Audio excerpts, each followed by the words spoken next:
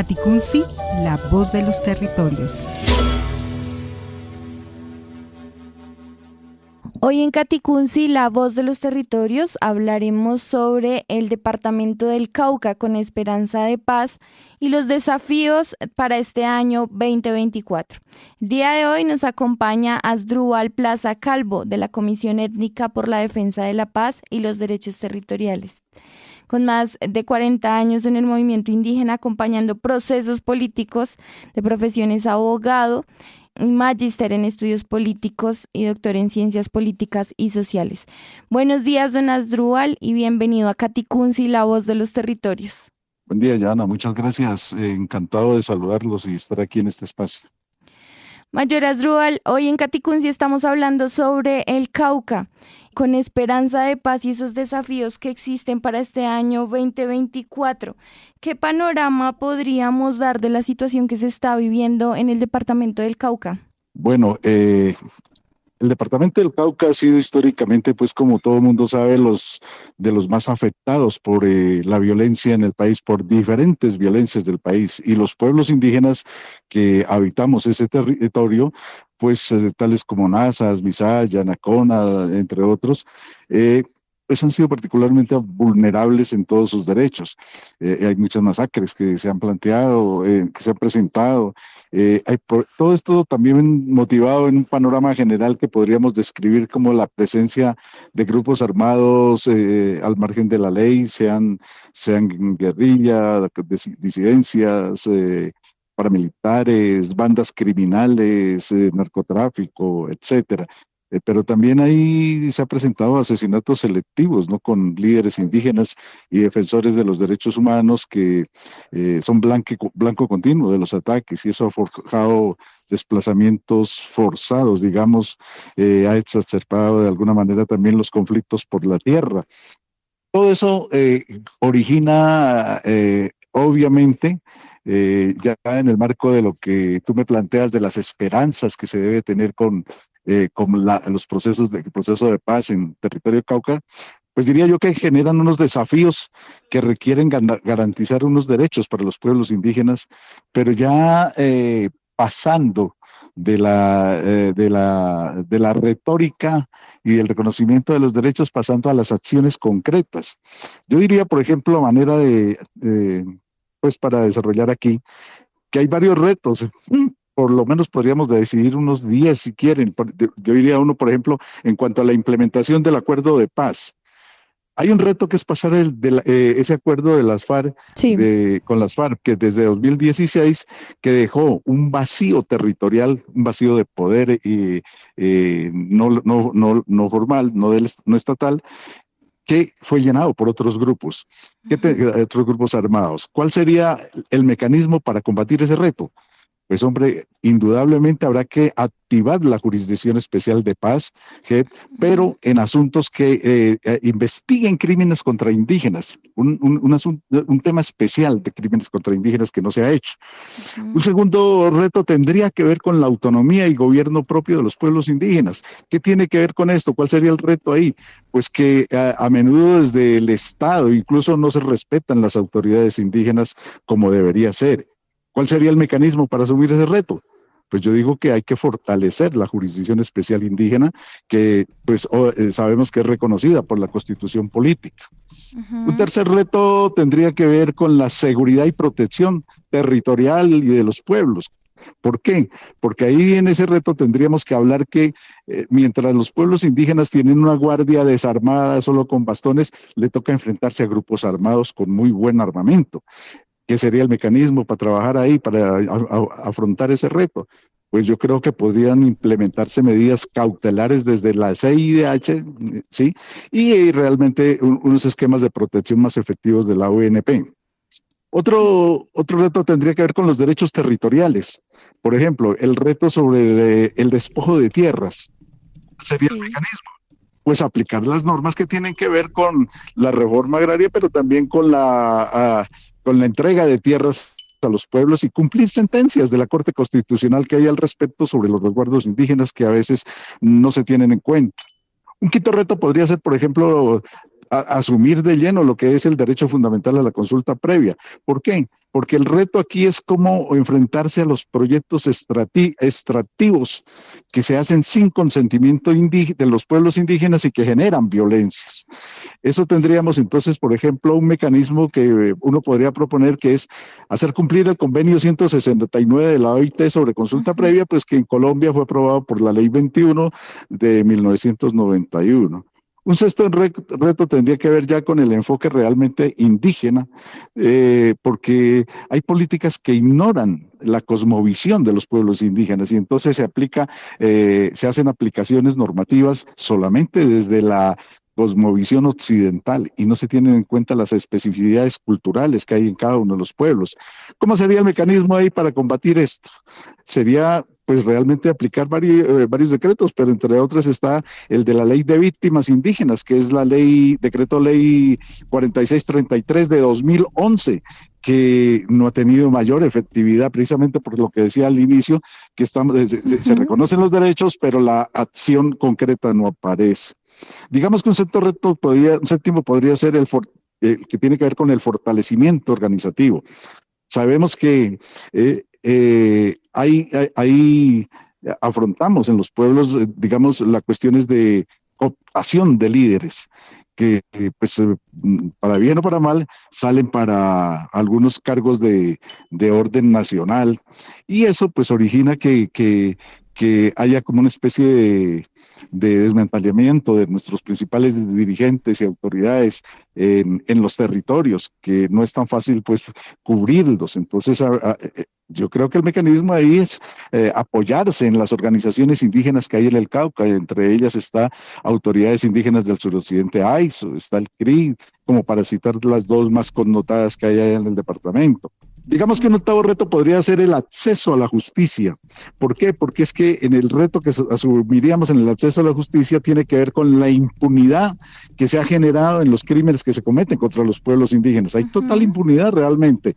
¿Cómo sería el mecanismo ahí para combatir ese reto? Sería pues que la Unidad de Derechos Humanos de la Fiscalía y las veedurías internacionales actúen y exijan que unas investigaciones no exhaustivas que no terminan en nada, sino investigaciones reales que terminen en sentencias de condena. Un noveno reto podríamos decir que podría tener que con el desarrollo propio. Como se sabe, los pueblos indígenas, de acuerdo a la Ley 21 del 91, que es el convenio 169 de la OIT, tenemos derecho a desarrollar nuestras propias formas y modelos de economía propia, porque hasta el reto ahí sería cómo combatir esos modelos externos que están amenazando a las culturas, que están desprotegiendo a los pueblos. ¿Y a través de qué mecanismos pues hay que fortalecer los planes de vida y los planes de salvaguardia étnica que todos los pueblos han formulado en el país, no solo en el Cauca, pero que el Estado realmente no ha financiado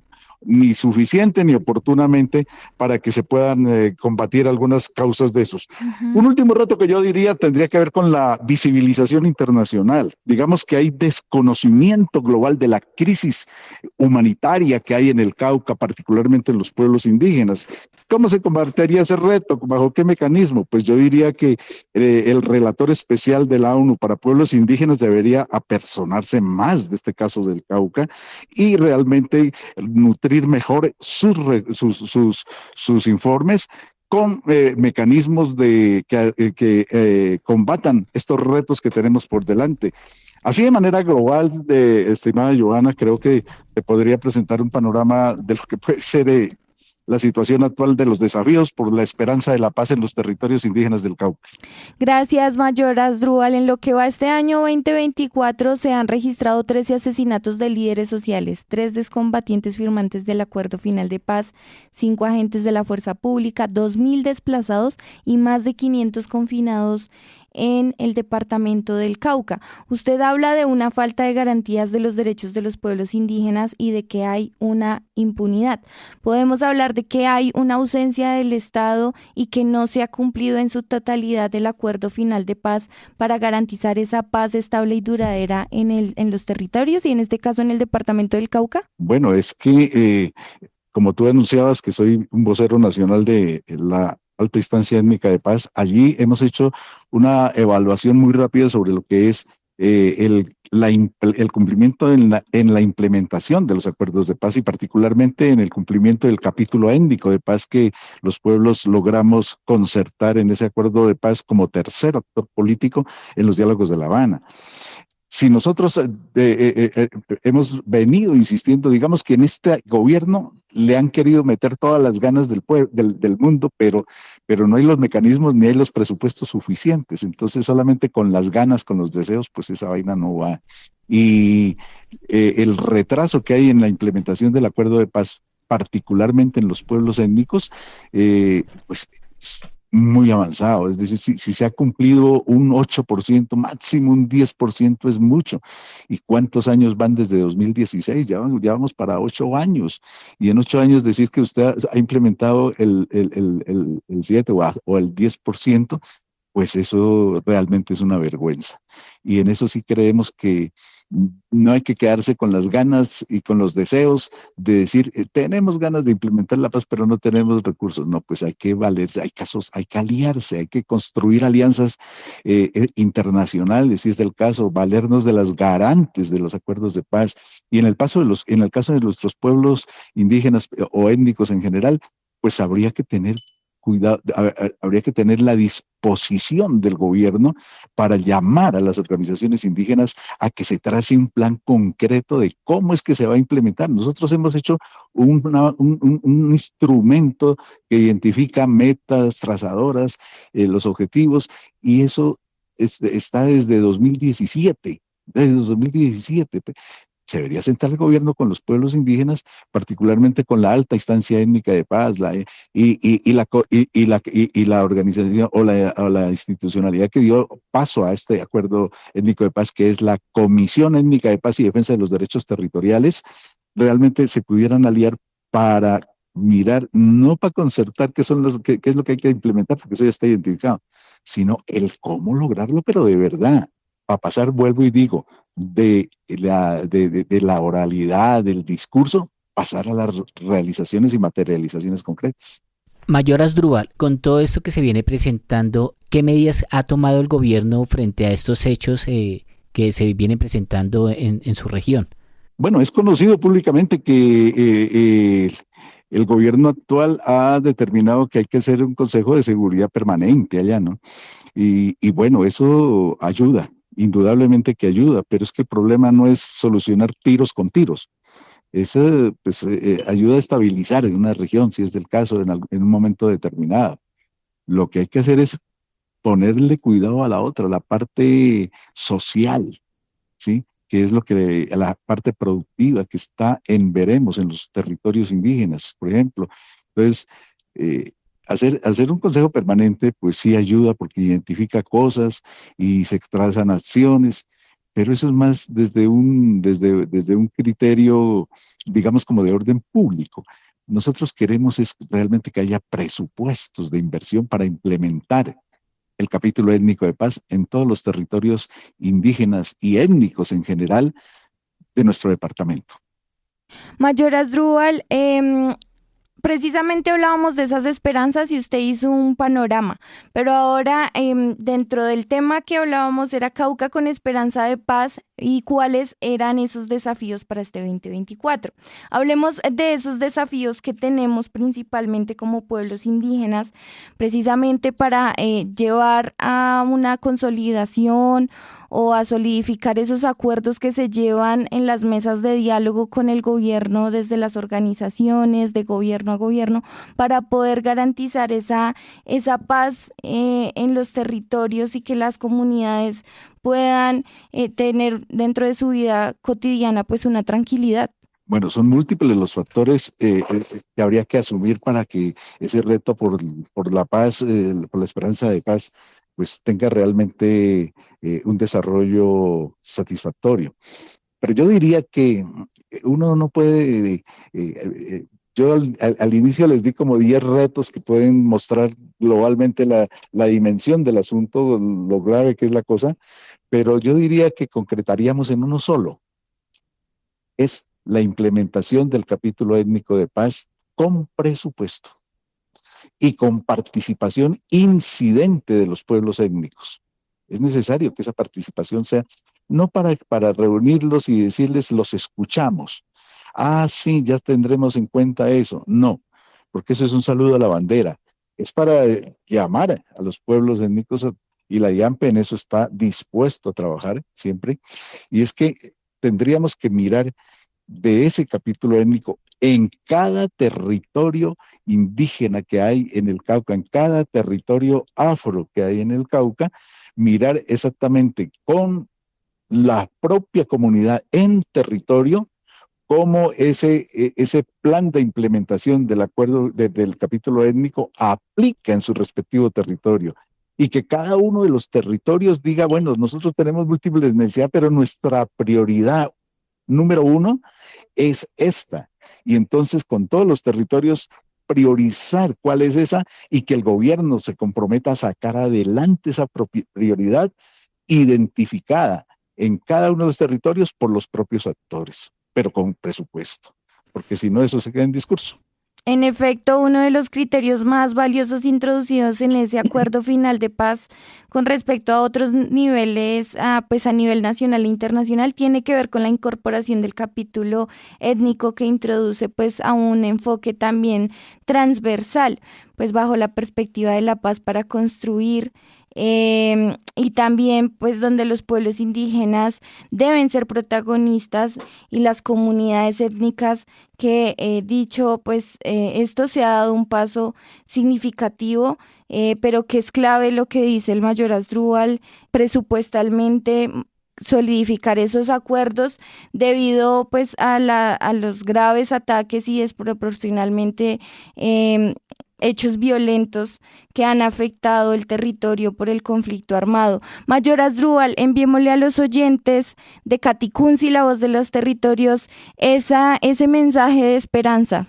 Muchas gracias, Jonah, con mucho gusto. Yo diría que todos los pueblos indígenas, todos los pueblos étnicos que estamos en el Cauca, hagamos causa común por avanzar en la construcción de paz con decisión, pero para ello es necesario que nosotros mismos tengamos bien interiorizado la necesidad de construir la paz conjuntamente, primero entre nosotros como pueblos étnicos y luego también necesariamente en coordinación y articulación con el gobierno nacional, que es el que tiene la plata. Entonces, las esperanzas no se han perdido, las esperanzas continúan intactas, como decía algún jugador de fútbol, decía, con la fe intacta. Nosotros los pueblos étnicos seguimos con esa fe intacta de que algún día esa esperanza de paz en nuestros territorios, esa esperanza de convivencia pacífica, esa esperanza del bienestar integral comunitario pueda ser real y que los pueblos con sus propias formas y estructuras de gobierno y sus territorios consolidados tengamos la posibilidad de seguir creciendo en paz. Hoy en Caticunsi, la voz de los territorios, hablamos sobre el departamento del Cauca con esperanza de paz y esos desafíos que existen para el año 2024. Nos acompañó Asdrúbal Plaza Calvo de la Comisión Étnica por la Defensa de la Paz y los Derechos Territoriales de AISO. Buen día, Mayor Asdrúbal, y gracias por acompañarnos hoy en Caticunsi. Buen día y muchas gracias a ustedes y un saludo a toda su audiencia. Gracias, Mayor. En Caticunsi, la voz de los territorios, hablamos sobre el departamento del Cauca, una esperanza de paz y desafíos 2024.